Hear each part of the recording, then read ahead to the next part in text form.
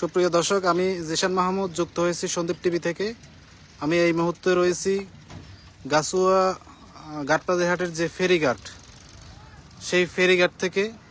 এখানে চলছে RCC jetty নির্মাণের কাজ। এটি শুরু হয়েছে ডিসেম্বর 2023 সালে, তবে এখনো চলছে।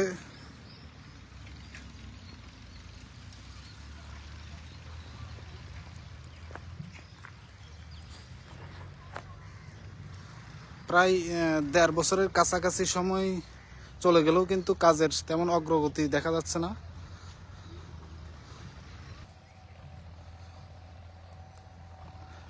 এটি সন্দ্বীপ গাছুয়া আমির মোহাম্মদ ফেরিঘাটের যেই ঘাটটি চালু ছিল একটা সময়, ঘাটপাদিহাট থেকে সীতাকুণ্ডের আমির মোহাম্মদ ফেরিঘাট।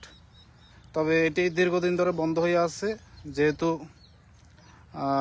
মানুষের চলাচল গুপ্তচর অংশ দিয়েই হচ্ছে। তবে এখানে যে জেটির কাজ চলমান, এটি শুরু হয়েছে 2023 সালের ডিসেম্বর মাসে। 1.5 বছরের কাছাকাছি হয়ে গেলেও কিন্তু কাজের তেমন অগ্রগতি দেখা যাচ্ছে না। আপনাদেরকে আমি দেখানোর চেষ্টা করছি সন্দীপ টিভির ক্যামেরায়। এটি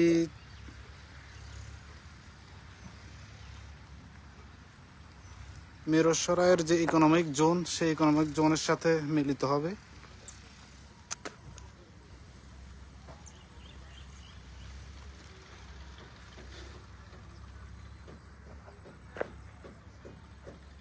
কবে নাগাদ এটির কাজ শেষ হবে তা বলা যাচ্ছে না, তবে বিআরডব্লিউটি এর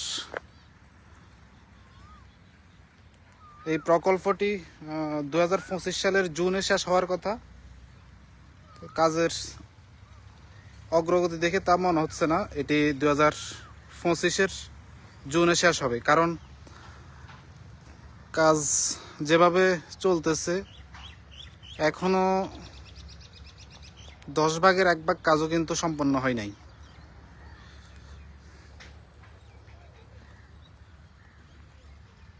এটি গাছুয়া ঘাটপাদিহাটের যে ফেরিঘাট, সেখান থেকে ভিড়বে অন্যদিকে মিরসরাইয়ের যে ইকোনমিক জোন, সেই ইকোনমিক জোন হয়ে।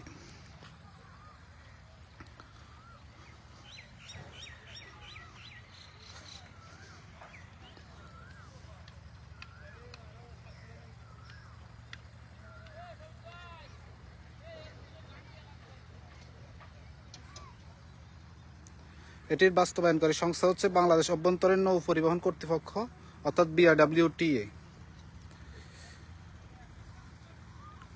এবং ঠিকাদারি প্রতিষ্ঠান হচ্ছে ইঞ্জিনিয়ারিং লিমিটেড।